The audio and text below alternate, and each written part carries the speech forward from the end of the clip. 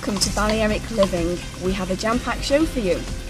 In this episode, we'll be talking a little about Mallorca. We have an exclusive interview with Kate Mentink, who is the Assistant Mayor of Calvia, the most popular area of Mallorca.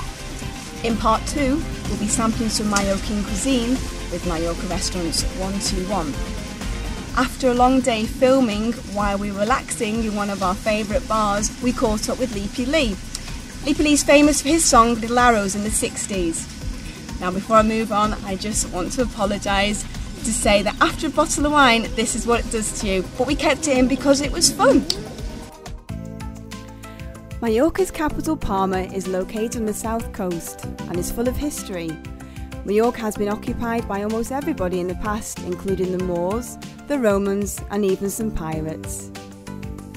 Palma is an all-year-round city and is one of the most popular weekend break destinations in Europe. Its beautiful cathedral set in the old town is a must for anyone visiting the island. Surrounded by a park and beautiful gardens, it shouldn't be missed.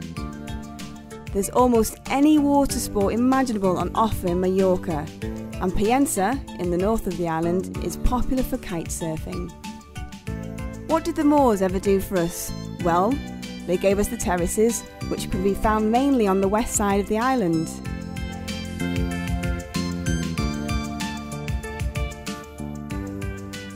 If you like to walk, Mallorca has some amazing treks. One of my favourites is the path to Alaro Castle. Some people even rock climb up there.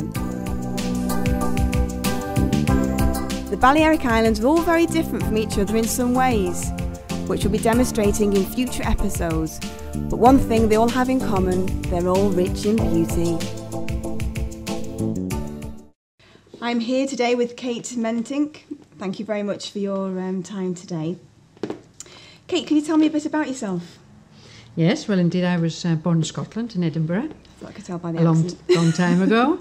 I came to live here in Mallorca some 27 years ago. Wow. Nearly all of that time here in the municipality of Calvia, in the village of Calvia. And I'm currently the assistant mayor here in the town hall of Calvia, responsible for tourism and foreign affairs. Well, that's brilliant. That's brilliant. So, what interests you into politics? Well, I'd always been interested in politics. I must have been interested in politics. I think even in my university days, I took a 2-year course on public speaking and politics. Even then, although then I went into business, never used it. And then, it's always the way that is, isn't it? And then travelling around the world and living around Europe, I didn't have the possibility even to vote.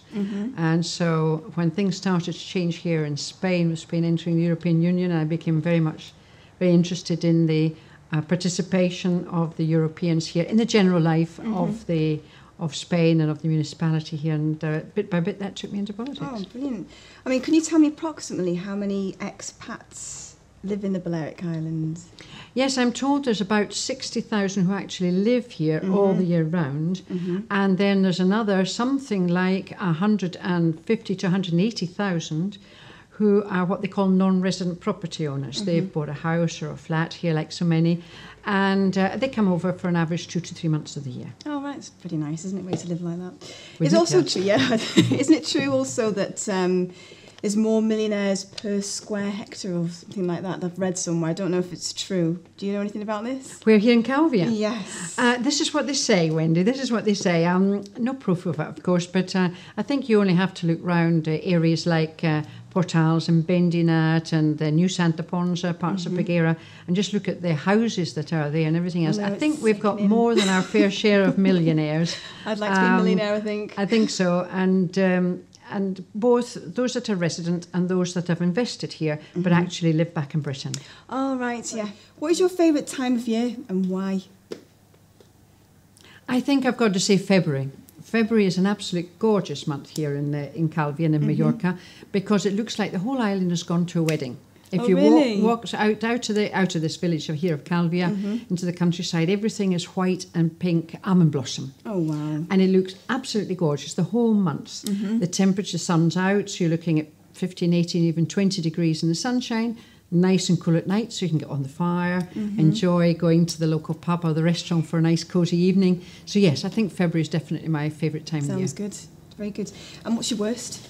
Wendy, there isn't a worse time of the year here in Calvia or Mallorca. All the months have something very special. Okay. It's just a question of, I think some people will tell you their favourite month is August or July because the sun is shining, you can go to the beach every day and it's glorious. Some people would choose April, which is this sort of the spring changing over to the summer season, or even December when we're all celebrating Christmas and everything's full of the Christmas fairy lights and things. But no, I don't have a worse month, but I do have a favourite one. Oh, that's brilliant. No, 'cause I was going to say my favourite time is now.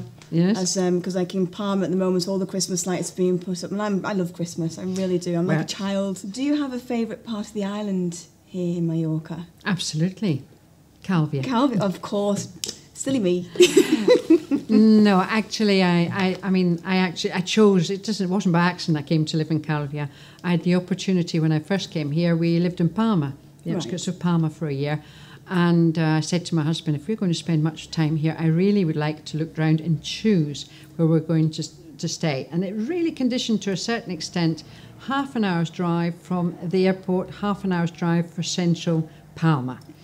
And, I did literally a circle, visited everywhere, and chose the village of Calvia. And I've been here for the last 26 years. It's got a little bit of everything. I was going to say, do you still have the market up here, all the fresh fruit? And I On haven't Monday been to that mornings. yet, you know. Monday mornings. Monday mornings we have the market in Calvia, and I'm lucky to have I've changed house a couple of times. We've now got a house just on the edge of the village, so you've got the sheep bells in the morning. Oh, nice. You've got beautiful sunsets going down to the west, and yet we're only 5 minutes from the coast, where you've got all the delights of Santa Ponsa, Magaluf, Palma Nova. Really? It's all just there. That's true, because I actually used to cycle, believe it or not, from Saparossa all the way up here and back down again. It used to kill me, absolutely kill me. But it's very good for you. It is. We've now got lots of cycle paths and walking paths that will take you up from the various coastal areas through this village over to the village of Capdella, and indeed if you want to different mountain routes over to the west to the Valdemosa area, or you can turn and go over the hills back to the north of Palma and connect up with the routes around Llucmajor on the east of the island. So they've got all the. They have, because there's a lot of cyclists around at the moment, isn't it? This time of year. Yes. Yeah. What do you do in your spare time to relax? I think, Wendy, the main problem is finding the time to relax. So we're pretty busy here in the town hall, but when I do get free time, I love walking in this area. I really do. I've got 2 wonderful Labrador dogs, so they do need some exercise. So they're a hobby in themselves. I love dancing. Although really? What kind of dancing do you do? Almost any kind of dancing, but my husband isn't in agreement with that. So, so he's not your partner in crime in dancing? It's very much just an odd occasion thing these days. I love sitting in a quiet corner with a good book. Again, that's for me, it's an absolute luxury. And I suppose my active sport, if you can call it that these days, is motorbikeking. I was just about to ask you that, actually. I was going to say to you, do you still have your motorbike? Yes, indeed. Well, now, as I don't have so much time, my husband and I have got one. It's a good touring bike. Have you toured around on it? Yes, we do. Yes, brilliant. We use it for going around the island if we want to with friends at the weekend or whatever. It's a 1300, it's 100-1300, so it does long distances.